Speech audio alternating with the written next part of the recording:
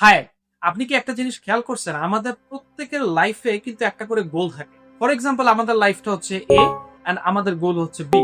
আমাদেরকে just a থেকে B তে চলে যেতে হবে। As simple as that. And আপনি যদি এটা খাতায়ও লিখেন বা কোনো প্ল্যান করে লিখেন যে ধরেন আপনি একটা স্কিল শিখতে যাচ্ছেন, যে আপনি খাতায় লিখলেন আমি ৩ মাস স্কিল শিখবো, আমি ২ মাস ইন্টার্নশিপ করব, তারপরে আমি জব অথবা বিজনেসে চলে যাব। As simple as that.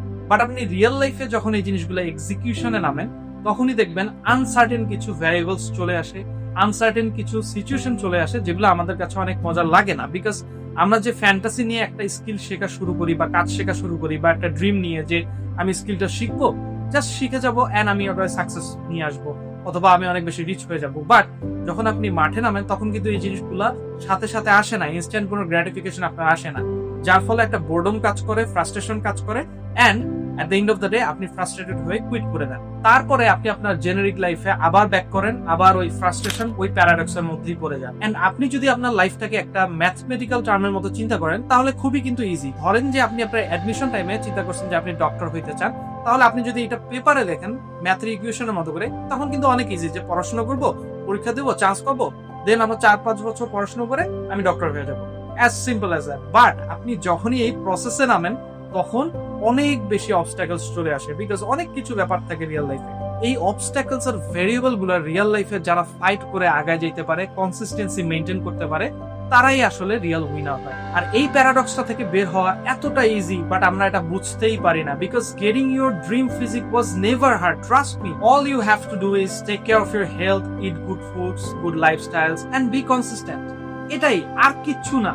But আমরা এই জিনিসটাকে এত বেশি কমপ্লেক্স বানায় ফেলছি, যার ফলে আমরা আমাদের সাকসেস লাইফ পাই না কখনো। আমি যদি আজকে আপনাকে রেকমেন্ড করি যে আপনি একটা পার্টিকুলার স্কিল সিলেক্ট করবেন যেটা আপনার করতে ভালো লাগে, এন্ড আপনি ওইটার সাথে যদি ২ থেকে ৩ বছর কনসিস্টেন্সি মেনটেন করে আপনি লেগে থাকেন, আই এম ড্যাম শিওর যে আপনার সাকসেস কেউ আটকাইতে পারবে না। বাট দ্য প্রবলেম ইজ আমরা ওই ২ থেকে ৩ বছর বা ১ থেকে ২ বছর এই কনসিস্টেন্সি কখনো মেনটেনই করতে পারি না। এই অবস্টাকলস গুলো যেগুলো আসে আমরা এগুলোর সাথে ফেস করি না, আমরা এগুলোর সাথে ফাইট করি না, আমরা লেজ গুটায় পিছনে চলে যাই এন্ড কুইট করে দেই। I don't know Y. দেখেন, প্ল্যান কিন্তু পৃথিবীর সবাই করে, খাতায় লেখাটা অনেক বেশি ইজি। যেমন ওয়ার্ল্ড কাপ চলতেছে, ওয়ার্ল্ড কাপের মধ্যে যতগুলা টিম আছে সবাই তো প্ল্যান করছে যে ওয়ার্ল্ড কাপ নেওয়ার জন্য, কিন্তু সবাই কি আর ওয়ার্ল্ড কাপ পাবে? আমি আমার লাস্ট ভিডিওটাতেও এক্সপ্লেন করছি যে পাওয়ার অফ এক্সিকিউশন থাকতে হবে সাকসেসফুল হওয়ার জন্য। ফর এক্সাম্পল, আপনি একটা স্কিল শেখা শুরু করছেন এন্ড ডেফিনেটলি আপনার লিনিয়ার ওয়েতে প্রত্যেকটা দিন লাইফে সমান যাবে না, because our life is completely uncertain. আপনি কখনোই সেটা নিজের কন্ট্রোলে নিয়ে আসতে পারবেন না। আমি ইভেন আপনাদেরকে মার্কাস অরিয়েলিয়াসের কথা বলছিলাম যে you can't control the outside events, instead of you can control yourself, right? বাইরের জগতে যা কিছু হবে আপনি এটা কন্ট্রোল করতে পারবেন না। All you have to do is আপনি আপনার নিজেকে কন্ট্রোল করতে পারবেন। দেখেন, আমাদের এই জেনারেশনে একটা বিশাল বড় সমস্যা এখন তো চলে, রিলেশনশিপের সমস্যা, পার্টনারের সাথে সমস্যা, অথবা ফ্যামিলি ইস্যুসও থাকতে পারে, অথবা যে কোনো ইস্যুস। কিন্তু এরপরেও যদি আপনি একটা মেন্টাল ব্যারিয়ার ক্রিয়েট করে প্রত্যেকদিন 1% করে কাজ করে যাইতে পারেন, দেন আপনাকে কেউ আটকাইতে পারবে না। ১ বছরের মধ্যে যে কোনো স্কিলে মাস্টার হয়ে আপনি ওটাতে থট লিডার হয়ে যেতে পারবেন। এই জিনিসটাকে সাইকোলজির ভাষায় বলা হয় মেন্টাল ফর্টিটিউড। যে আপনার পার্সোনাল লাইফে যদি টর্নেডো চলে বা যাই হোক না কেন, আপনি যদি কাজটাকে কনসিস্টেন্সি মেনটেন করে করতে পারেন, নো ম্যাটার যে আপনার লাইফে কি হচ্ছে না হচ্ছে, কি হয় হোক, আপনি কাজটা কন্টিনিউ করতেছেন, এটার মতো প্রমিনেন্ট জিনিস আপনি যদি মাস্টার করতে পারেন, আপনাকে কেউ আর আটকাইতে পারবে না, ট্রাস্ট মি। যেমন দেখেন, আমরা যখন ছোটবেলায় স্কুলে ছিলাম আমরা সাইকেল চালাতে গিয়ে অ্যাক্সিডেন্ট করছি, আমাদের হাঁটুতে চোট পাইছি, অথবা ফুটবল খেলতে গিয়ে আমরা হাঁটুতে ব্যথা পাইছি বা পায়ে ব্যথা পাইছি, কিন্তু আমরা বাসায় এসে কিন্তু ঠিকই পড়াশোনা করছি, বিকজ আমাদের বাবা মা তো বকা দিবে পড়াশোনা না করলে। তখন আমরা ফিজিক্যাল পেইন নিয়ে ঠিকই পড়াশোনা করতে পারছি, কাজ করতে পারছি। But when it comes to about your mental issues, তখন আপনি কেন পারবেন না? আপনি অবশ্যই পারবেন। এই জিনিসটা মাস্টার করা শুরু করেন, আপনি দেখেন ১ বছরের মাথায় আপনি কোথায় চলে যান। এন্ড কথা হলো, লাইফে প্রচন্ড পরিমাণে ধৈর্য এন্ড পারসিস্টেন্স দরকার। আমি আমার লাস্ট ভিডিওতে আপনাদেরকে থিঙ্ক এন্ড গ্রো রিচ যে বইটা সেটা দেখিয়েছিলাম, এই যে এই বইটা think and grow rich, right? এখানকার চ্যাপ্টার 9-এ পারসিস্টেন্স নামে একটা চ্যাপ্টার আছে। ওইখানে বলা আছে যে পেনি হার্স্ট নামে একজন নোভেলিস্ট ছিলেন, তিনি 1915-এ নিউ ইয়র্কের ব্রডওয়েতে আসছিলেন নাটক লিখে তার ক্যারিয়ার করার জন্য। এন্ড ইউ নো হোয়াট, 4 বছর ধরে তিনি কনসিস্টেন্সি মেনটেন করে প্র্যাকটিস করছেন, বাট তিনি ফেল হয়েছেন।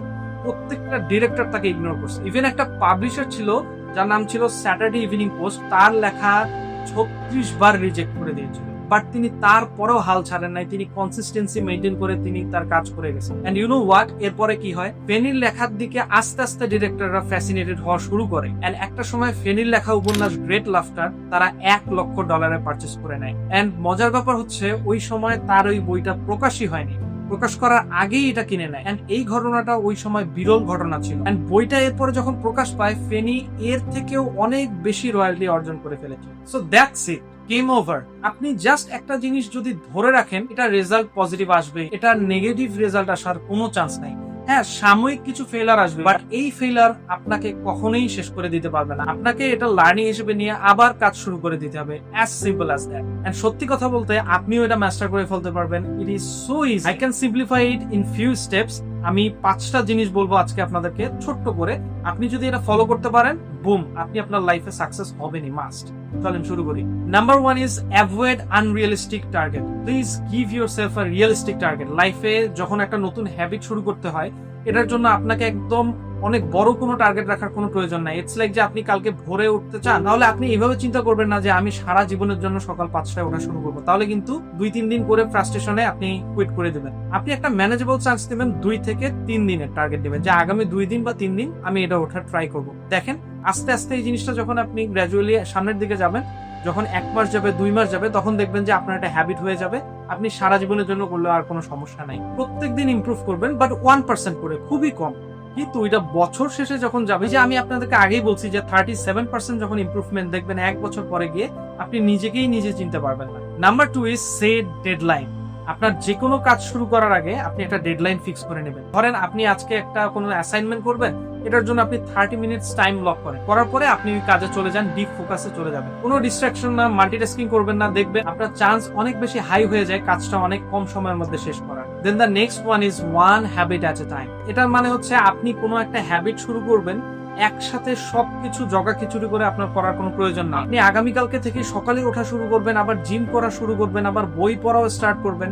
এতগুলো যখন একসাথে আপনি মেনটেন করতে যাবেন, তখন কিন্তু একটা ফ্রাস্ট্রেশন কাজ করবে, মেস আপ হয়ে যাবে। বিকজ আপনি যে একটা ফ্লোতে আছেন, সেটার সাথে আপনি ম্যাচ করতে পারবেন না, ফ্রাস্ট্রেশন কাজ করবে, হঠাৎ করে আপনার ব্রেন এটা নিতে পারবে। তো আমার মতে আপনি যে কোনো একটা হ্যাবিট ধরেন, 2 উইকস অথবা 3 উইকস ওইটা কন্টিনিউ করেন, তারপরে আবার আপনি পরের একটা হ্যাবিটে যান। এইভাবে আস্তে আস্তে কন্টিনিউ করতে করতে দেখবেন 4-5 মাসের মধ্যে আপনি একটা ব্যালেন্স লাইফে চলে আসতে পারবেন। Then the next one is try to accept boredom. এটার মানে হলো যে আপনাকে বোরিং থাকা শিখতে হবে। বিকজ আপনি যখনই একটা স্কিলকে মাস্টার করতে যাবেন, আপনাকে বোরডম মেনে নিতে হবে। একটা স্কিল ধরে ধরে শেখার কাজ কিন্তু অনেক ধৈর্যের ব্যাপার। উইদাউট স্পেন্ডিং বোরিং টাইম আপনি কিন্তু মাস্টার হইতে পারবেন না কোনো কাজে। এখানে অনেক মানুষ ঝরে পড়ে।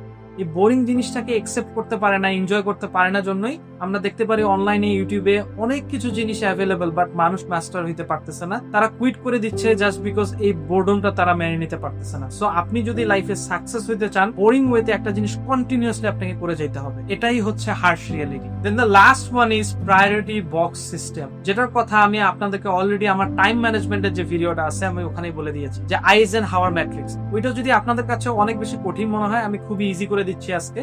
যে আপনার যে কাজগুলো আছে লাইফের, যে টাস্ক গুলো আছে, এগুলো আপনি সেগমেন্ট করবেন। একটা পেন আর পেপার নিয়ে আপনি বক্স করবেন। বক্স করে যেই কাজগুলো অনেক বেশি নর্মাল বা জেনারেল, সেটা একটা বক্সে রাখবেন। যেটা মোস্ট ইম্পর্টেন্ট টাস্ক বা হচ্ছে এমআইটি, সেইটা আপনি একটা হায়ার প্রায়োরিটি বক্সে রাখবেন, যেটা আপনি ওই দিন করবেনই অ্যাট এনি কস্ট। সাইক্লোন যদি চলে আসে, তারপরও আপনি ওটা করবেন। এরকম যে কাজগুলো আছে, ওই কাজগুলো রাখবেন সব থেকে হায়ার প্রায়োরিটি বক্সে।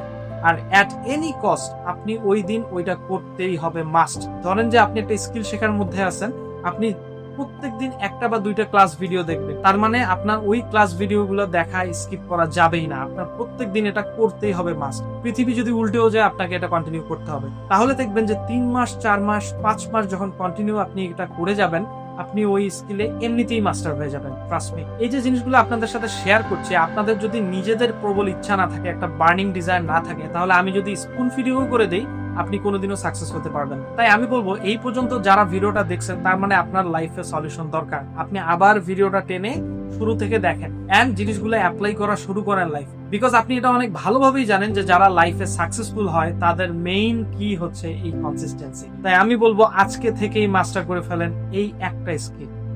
Stay consistent, trust the process, and see you at the top. Thank you.